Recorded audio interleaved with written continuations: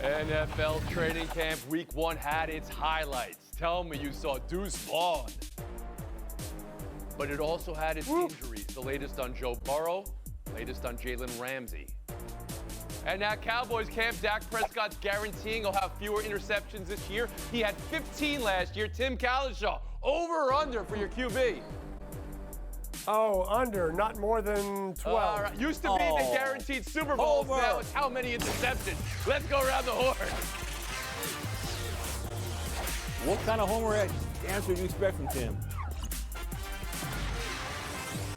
How many were there? Is there enough bubble wrap in the world to get through NFL training camp? The latest on Joe Burrow.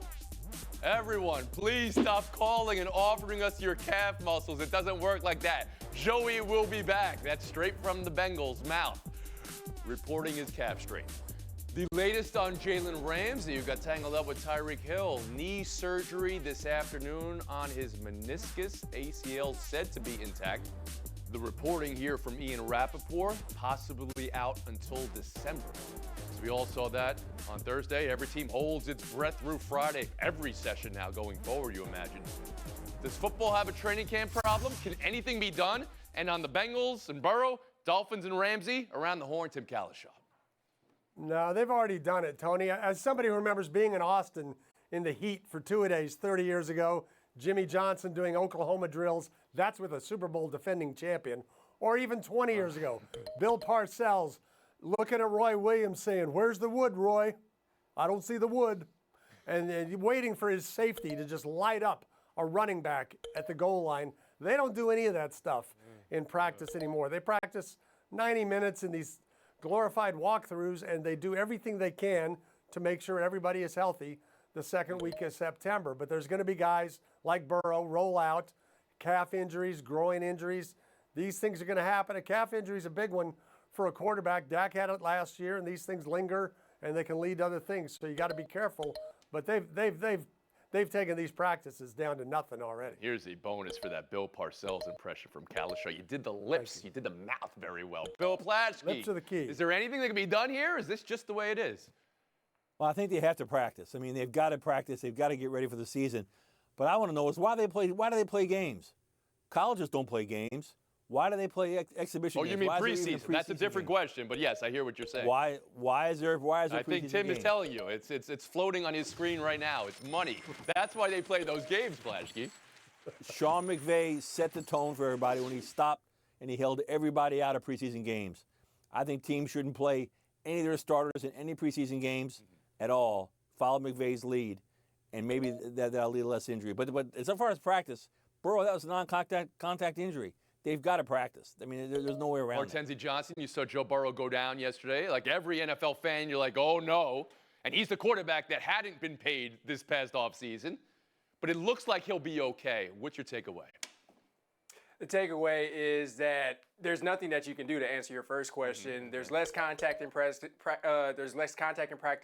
There's less preseason games. They're wearing the padding on their helmet that Tim hates. So they're doing everything they can to protect their players. But the injuries that happened to Burrow and Ramsey could have happened in 7-7 football. It could have happened in tag football. Running into someone like Ramsey did has nothing to do with tackle football. And it's a non-contact injury for Joe Burrow where no one even hit him. Like a Tom Brady or something like that a couple years ago. So as far as the outlook for these teams, I guess for Burrow it's better because he doesn't have to have surgery. But for the Dolphins, that first game against the Chargers, if Caesars is going to let people bet the over-under on how many times the backup defensive back is going to get targeted in that game, I would take the over on that one. Yeah. Can you go to season outlook right now, Harry Lyles Jr. for the Dolphins, or you're not there just yet? That's fine. But Ramsey was, a big acquisition, and now not there for the start of the season, it looks like. Well, so actually, I do think that of the two injuries, the Dolphins have actually put themselves in a position to where they were actually prepared for this year. They were not prepared for it last year, where they had 3 cornerbacks miss a combined 45 games. Whereas now they actually have the depth for that because even after they got Jalen Ramsey, they drafted Cam Smith in the second round out of South Carolina. So they're in a much better position this year and prepared for that than they would have been otherwise. But the thing about this is you really can't prevent these things from happening. There's only so much limitations that you can place on these guys. They still have to go out there and practice. These things happen. They're world-class athletes. Their bodies are fragile despite being some of the highest performing ones on the planet. And I will say this too. You guys remember that NFLPA survey that came out that a lot of the players had talked about different facets of different franchises. When it came to training staff as well as strength staff, the Dolphins and Bengals both had two of the best in the NFL. So these are just things that you can't avoid. Good point. I'll say this. You've been outside today. It feels like King Kong Bundy is sitting on your chest. It's 1,000,000 degrees. Yeah, you know, maybe a little bit slower, a lot of water, you know, but every team holds its breath throughout training camp. We'll move on. Baseball, trade deadline 4 days away. Mets getting out in front, dealing reliever David Robertson today to the Marlins for 2 minor leaguers in Rookie League. The team with a $380 million payroll, $100 million tax are sellers. Could Verlander and Scherzer be next? And what exactly was this year for the New York Mets? Bill Plaschke, round the one to you. Perhaps the biggest disappointment in baseball history. No team has ever spent more money than them, and they're the 5th worst team in the National League. They're an embarrassment. This is the start of break. The problem is, how are they going to break them up? Verlander and Scherzer have $40 million next year getting paid. They're aging pitchers. Can they trade them? 6 of their top 7 highest paid players have variations of no trade clauses in their contract. The only other one is Alonso, and they're not trading him. Who else can they trade? Who else can go? I mean, are they going to trade Brandon Nimmo? They're not going to trade him. They'll trade Tommy Pham maybe. They won't get anything for him. They're stuck. This team is a disappointment, a disgrace, and they're stuck. Martens Johnson. Yeah, I got to agree with Bill here. There's not much that they can do. Verlander and Scherzer, just get the money aside. Both of them, they double essentially their ERA from last year, so they're not playing well. Diaz isn't there from a non-contact injury we were just talking about. It doesn't look good for them, but I think overall for Steve Cohen, the lesson to learn here is just because you can spend the money doesn't mean you just have to spend it on anybody. Spend it on the right people. The Baltimore Orioles know this more than anyone. They have 8 games on you on the AL East, and their payroll is 5 times right. than what's yours. We're talking about Baltimore. They bottomed out their payroll, though, in recent history and really committed to a future. Now, the Mets fans today woke up and they heard they got 2 teenagers for a player, you know, and you're just like, what's up?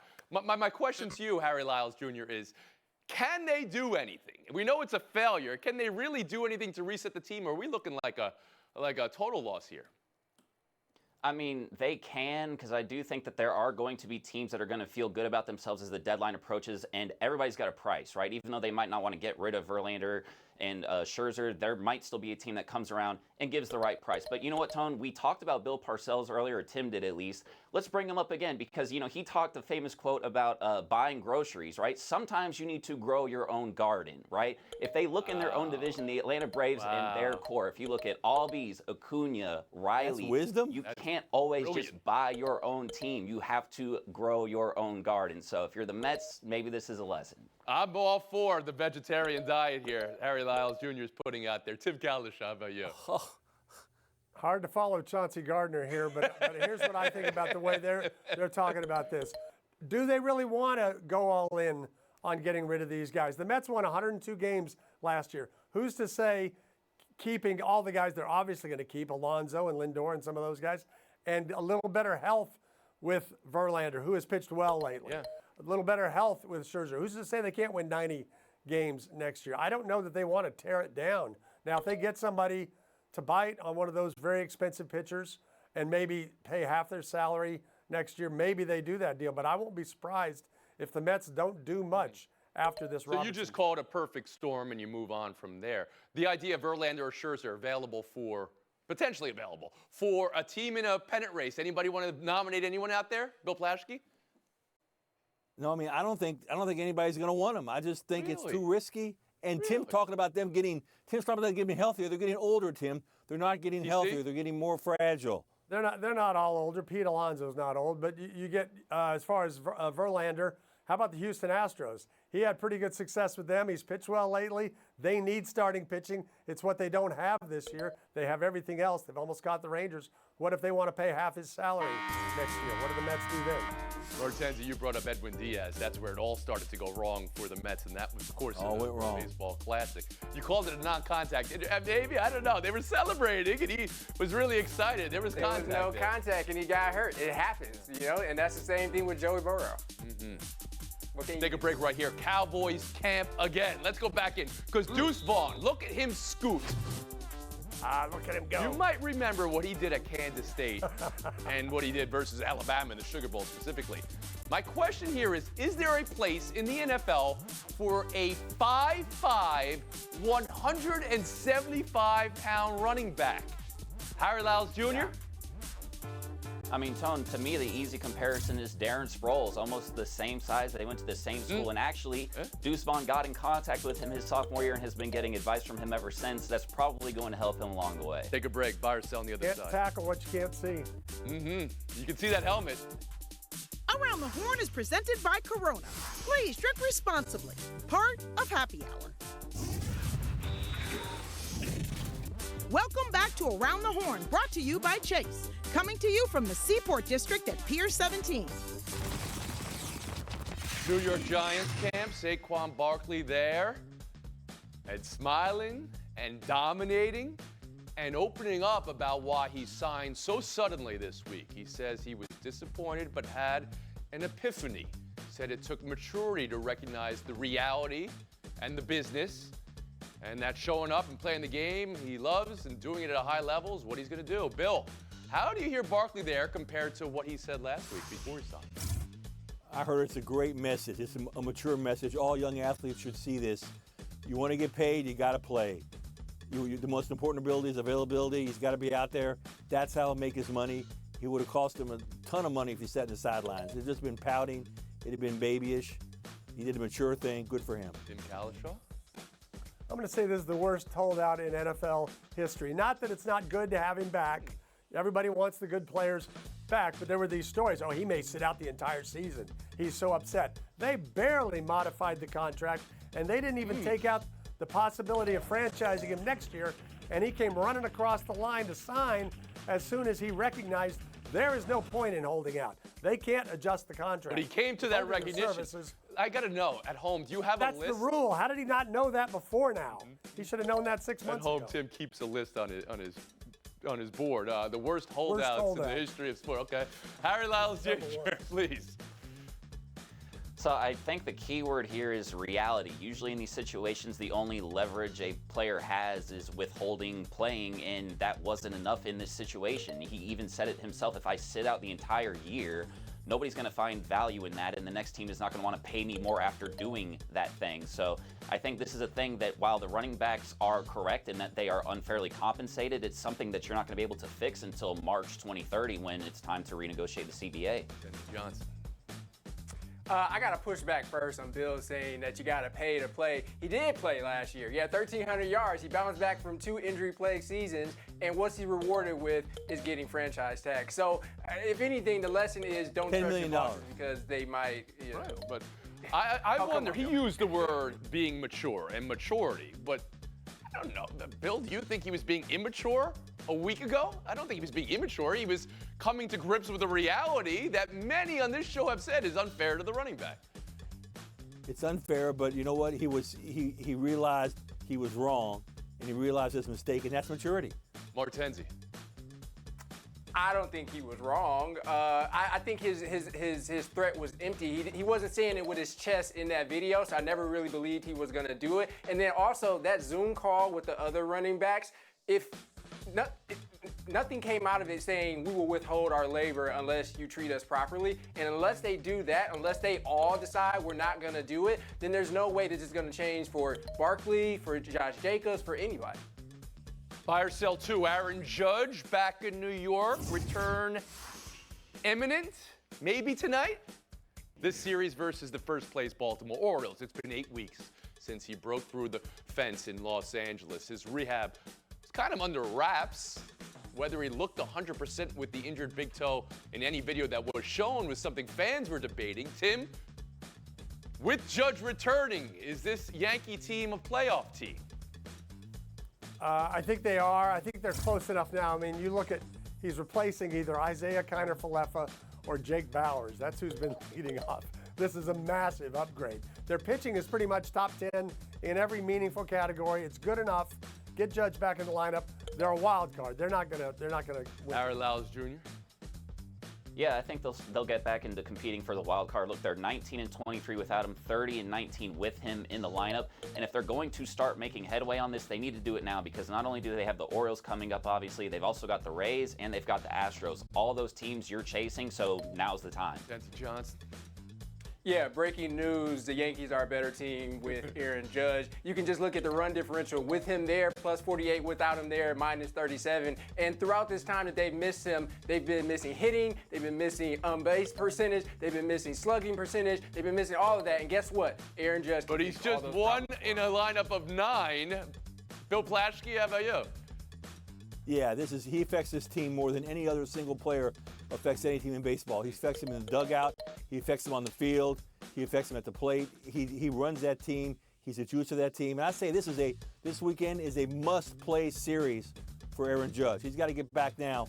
They fell out of there. They fell out of the wild card race when he was out. He needs to make his comeback and make it now. They still will have maybe 5 guys under 220. Even with Judge back in the lineup.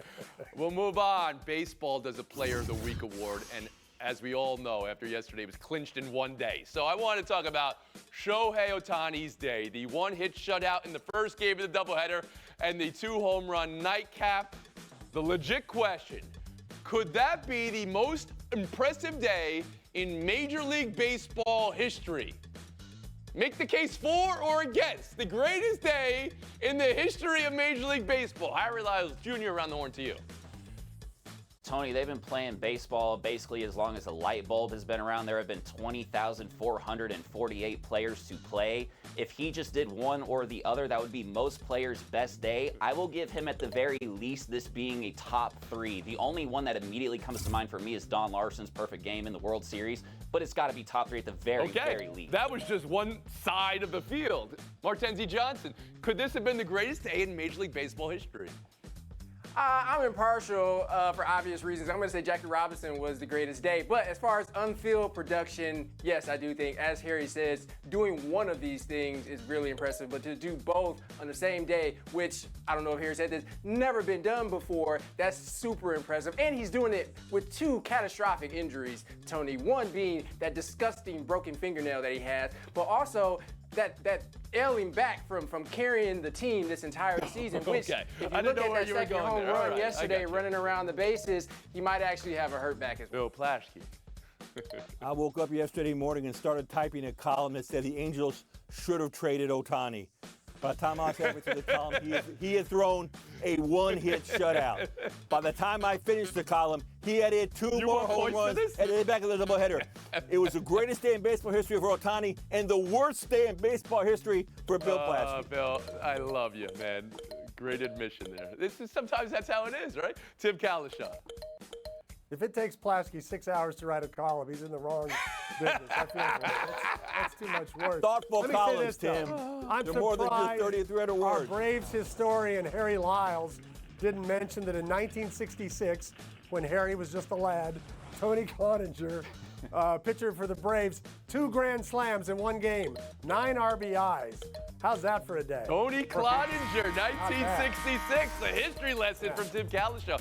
A complete game win on the mound, 2 grand slams and 9 RBIs. And then Rick Wise pitched a no-hitter and threw a no-hitter and had 2 home runs in another game in the 1970s. Earl Wilson had a homer in a How about Ted Williams? Last day of the season, could have sat out, hitting 400, instead decided to play.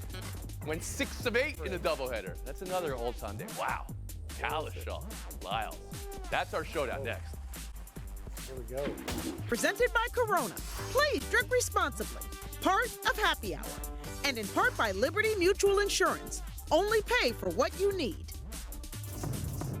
Showdown, showdown, showdown. What happened in the first inning of Cubs Cards last night? Happ hitting Contreras on the backswing. Contreras having to leave the game. Michaelis then buzzing Happ once, then hitting Happ in the butt. Umps ejecting Michaelis after conference, but with no warnings. Dugout chirping ensued. Over. They'll issue warnings. Throw him out. and especially some chirping from the announcers here. Feel for baseball. Have a little feel for the game. What was fair? What was foul, Tim Kalishaw? Nothing fair about this whole year for the St. Louis Cardinals, Tony. Let me get this straight. They lost their pitcher and their catcher because Ian Happ can't control his bat and is like posing with this one-arm swing. I think you hit the catcher in the head, make it an automatic out. Make it the opposite of catcher's interference. Batter's interference. You're out. Harold Lyles Jr. Well, I'm certainly not going to feel bad for the Cardinals by any means. I think all of this is foul. We've got far too many batters hitting catchers on their backswing. I'm still not a fan of retaliation by hitting guys, but at least he hit him in the butt instead of the head. You may be onto something, Tim Kalishaw. You may be onto something. Why not? 30 seconds of face. College football season is almost upon us, and it'll always be great, but there's a poll out about the best uniforms in college football, as if that's subjective, as if there aren't automatic things that are true. The thing they got right, LSU, which has the best uniforms, they were number 2 behind Alabama. That's fine. The Big 12's top 5 does not include the iconic, beautiful Texas Longhorn uniform, one of the most majestic uniforms any of us have seen for 50 years. Kansas State, number 1 with that purple. West Virginia, number 4. Are you kidding me? Cincinnati Bearcats 5, I was okay. What Where are an the on-fire Longhorns? day for Kalishaw. Where are the Longhorns?